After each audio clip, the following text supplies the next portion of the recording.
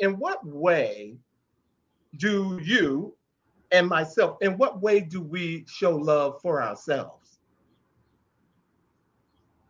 That's my question to you first. That's your question to me. Like, what ways do I show love to myself? I Yes. am really patient with myself, especially when I have to learn something. Um, Hmm. I'm not sure if I ever told you this story, but I was dating somebody who was a really bad driver, and I would drive over to see Michael. And after a while, I would drive over, we'd get in his car, we'd go someplace else, and I would be traumatized.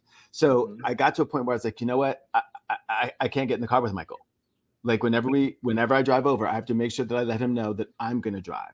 Well, I did that for a while and I kept forgetting. I'd get over, I drop my stuff off, we get in his car.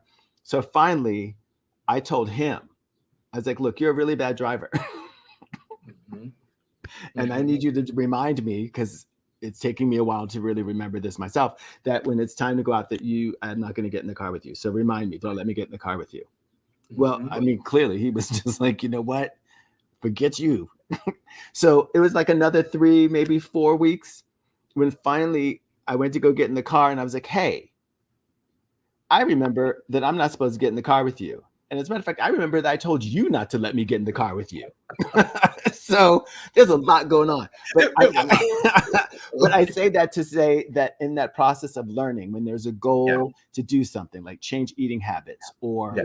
uh, you know, go to the gym or whatever, that I'm very patient with myself. I give Yeah. myself a goal and I keep reminding myself, hey, we've decided to make different choices.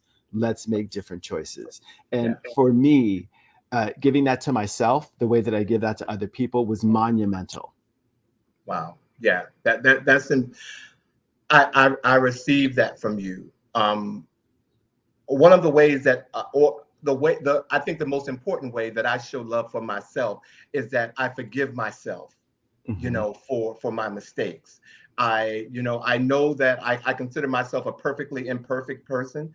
So I always find, even when I think that, let's say I owe someone an apology for something, I forgive myself first for doing it. And then, depending on what I'm apologizing for, I spend time with how I'm going to, apologize to that person. But I do forgive myself before I do it. I spend, when I have to, I make sure that I spend time forgiving myself, because you can get lost and not do that.